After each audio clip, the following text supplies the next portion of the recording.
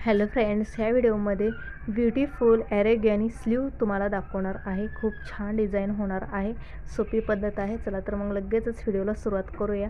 ह्या स्लीवची तयार उंची 4.5 इंच आहे, प्लस 1 इंच शिलाईसाठी घेतलेला, एकूण 5.5 इंच आपण उंची ठेवलेली आहे। आणि मुंड्याची गोलाई हे 8.5 इंचाची आहे, म्हणजे हा 34 साईजचा ब्लाउज आहे। तर बघा, सर्वात आधी बरोबर स्लीवच्या मध्ये एक रेष आखून घ्यायचं आहे आणि ह्या साईडनं 2 इंच आणि ह्या साईडनं 2 इंच घ्यायचं आहे। लक्षपूर्वक इकडे लक्ष द्या। आणि हिथून 1.5 इंचावरती मार्किंग करून घ्यायचं आहे। सुरुवातीला 2 इंच, नंतर 1.5 इंच, आता ह्या साईडनं सुद्धा सेम 1.5 इंच, सुरुवातीला 2 आणि नंतर 1.5 इंच, आणि त्यानंतर हिथून 1 इंच आणि ह्या साईडनं सुद्धा 1 इंच। आता हे बरोबर असं हे पॉईंट ते हे पॉईंट जॉईन करायचं आहे, अगदी व्यवस्थित। तुमच्या लक्षात आलंच असेल बघा। तर ह्या साईडनं सुद्धा सेम पद्धतीने आपण मार्किंग करून घेऊया। तर ही स्लीव डिझाईन फार सोपी आहे, फक्त लक्षपूर्वक तुम्ही एकदा का व्हिडिओ पाहिलात तर तुम्हाला पहिल्यांदा जमणार आहे स्लीव डिझाईन। पुन्हा एकदा तुम्हाला सांगते लिहून बघा। इथून 2 इंच, 2 इंच, इथून 1.5 इंच आणि शेवटी 1 इंच।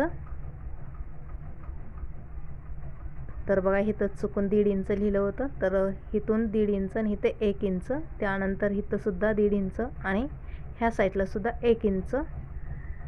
तर आता इथून जसं मार्किंग केलेलं आहे तसं कटिंग करून घ्यायचं आहे। अर्धा इंच शेवटी सोडायचं आहे। जे मधली लाईन आहे ते कट करायचं नाही, बाजूच्या 3 लाईन्स कट करून घ्यायच्या आहेत। तर बघू शकता, या पद्धतीने आपली स्लीव ही तयार आहे। आता कापडावरती ह्याची कटिंग कशी करायचं आहे हे महत्त्वाचं आहे बघा। आता हे कापड थोडंसं आपल्याला मोठं लागणार आहे, नेहमीपेक्षा थोडंसं लांबीला पण आणि रुंदीला पण मोठं लागणार आहे। तर बघू शकता, खालच्या साईडनं 1 ते 1.5 इंच कापड असं सोडून द्यायचं आहे आणि त्यानंतर जे मधली लाईन आहे तिथं पिनअप करून घ्यायचं आहे व्यवस्थितपणे। आणि बघा, इथून ते इथंपर्यंत बरोबर 3 इंच घ्यायचं आहे। 3 इंचावरती मार्किंग करून इथं सुद्धा आपण पिनअप करून घेऊया। तर आता ह्या साईडला सुद्धा 3 इंच असं बरोबर मेजून घ्यायचं आहे, 3 इंचावरती मार्किंग करून घ्यायचं आहे आणि इथं सुद्धा पिनअप करून घेऊया।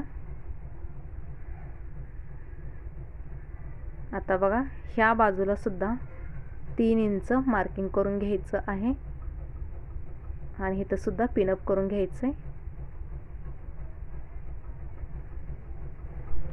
तर ह्या साईडला सुद्धा सेम पद्धत 3 इंचावरती मार्किंग करून घ्यायचं आहे आणि इथं सुद्धा पिनअप करून घ्यायचं आहे। आता बाजूचे जे शेवटचं एक राहिलेलं आहे तिथं 2 इंचावरती मार्किंग करून घ्यायचं आहे। लक्षात तुमच्या आलंच असेल, शेवटी 2 इंचावरती मार्किंग करून घ्यायचं आहे आणि इथं सुद्धा पिनअप करून घेऊया मार्किंग करून।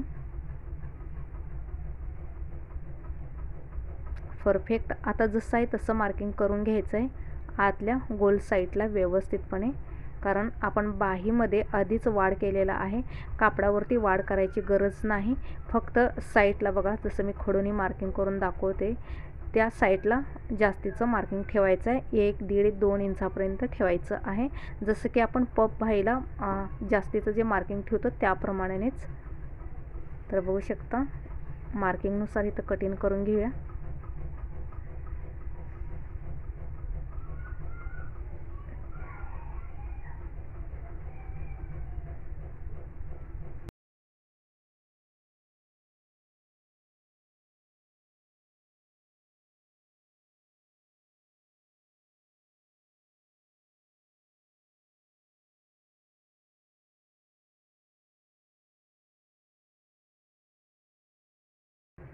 कटिंग झालेली आहे, पिना काढून घेऊया आणि हे भाईसुद्धा काढून घेऊया। आता बघा, इथं व्यवस्थित जाड मार्किंग करून घेऊया। मध्य साईडला बरोबर रेष आखून घ्यायचं आहे। आता हे भाई ठेवून हवं असेल तर ही भाई ठेवायचं आहे आणि जिथं जिथं आपण 1.5, 2 आणि 1 इंचाचं मार्किंग केलं होतं तिथे तिथे आणखीन एकदा असं मार्किंग करून घ्यायचं आहे, म्हणजे पॉईंट लक्षात येण्यासाठी। आता बघा शिवताना काय करायचं आहे, हे जे मध्याची रेष आहे बघा, आपण बाजूचं जे 3 इंचाचं कापड एक्स्ट्रा घेतलं होतं ते अशी मोठी प्लेट्स घ्यायचं आहे आणि बरोबर मध्यापर्यंत आणून पिनअप करायचं आहे. जे आता बाजूचं आणखीन एक 3 इंचाचं कापड घेतलं होतं ते सुद्धा या पद्धतीने असं वरती आणून ठेवायचं आहे मध्याच्या बरोबर आणि तिथं सुद्धा पिनअप करायचं आहे. आणि बाजूचं 2 इंचाचं जे कापड घेतलं होतं शेवटचं ते सुद्धा असं प्लेट घ्यायची आहे मोठी आणि हे सुद्धा मध्यापर्यंत आणून इथं सुद्धा आपण पिनअप करून घेऊया. डायरेक्ट मी तुम्हाला शिवून दाखवते बघा या पद्धतीने. आता ह्या साईडचं सुद्धा जे 3 इंचाचं कापड होतं ते असं मध्यापर्यंत नेऊन मोठी प्लेट घ्यायचं आहे आणि इथं शिलाई करून घ्यायचं आहे. वरच्या साईडनं कापड एक बरोबर यायला पाहिजे, खालच्या साईडनं जे एक्स्ट्रा कापड आहे ते जातं, कट करण्यात जातं ते. तर बघू शकता असं या पद्धतीने आपली स्टिचिंग झालेलं आहे. बनवण्यास सोपी आणि दिसायला सुंदर अशी ही बाही डिझाईन आहे.